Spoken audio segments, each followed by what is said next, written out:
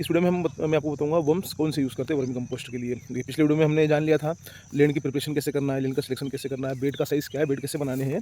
अभी इस वीडियो में मैं आपको बताऊंगा वर्म्स कौन से यूज़ करना है। देखो जनरली हमारे इंडिया में दो तरीके के वर्म्स यूज़ होते हैं। पहला है अफ्रीकन केचुआ, दूसरा है ऑस्ट्रेलियन। अब ऑस्ट्रेलियन को हम एसिना फिटिडा भी कहते हैं, ठीक है।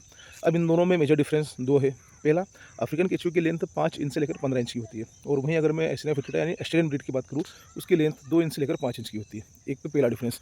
दूसरा डिफरेंस है इन दोनों का जो कंपोस्ट आता है उसके साइज़ में। जो अफ्रीकन केचुआ है, साइज़ में बड़े होने के कारण जो उसका कंपोस्ट निकल के आता है, वो जो बड़े साइज़ की चाय पत्ती आती है दानेदार, उस तरीके से आता है।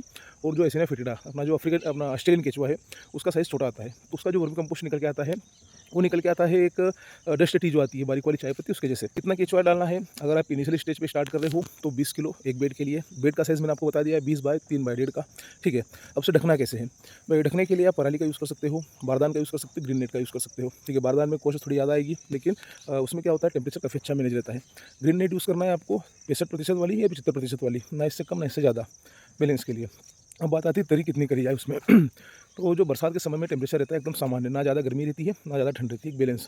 इस तरीके से बैलेंस टेम्परेचर मेंटेन करके रखना है, और पानी भी बैलेंस रखना है। मतलब जब भी आप गोबर हाथ में लो बेड से दबा के देखो तो 4-6 बूंदी गिरनी चाहिए उसमें से, इतना पानी एक बैलेंस है। या फिर कभी आपको ऐसा लगे तो बेड के अंदर हाथ डाल के देख लो, अगर गर्मी ज़्यादा लग रही है तो तरी कर दो उसकी।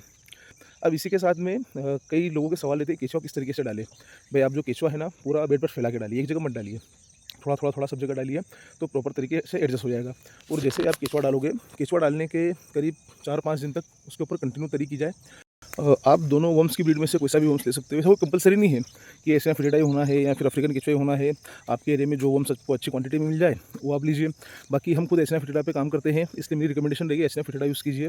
उसके बाद में अगर आपके क्षेत्र में अगर मान लो अफ्रीकन ज़्यादातर है लोगों के पास में, तो आप वो भी खरीद सकते हो।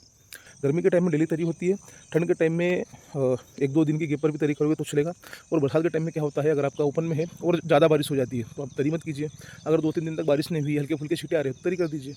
टेम्परेचर चेक करके मैनेज करना है, टेम्परेचर और उसका जो मॉइस्चर है दोनों। नहीं है, तो मिलते हैं अगले वीडियो में लेयर उतारने की प्रोसेस बताएँगे।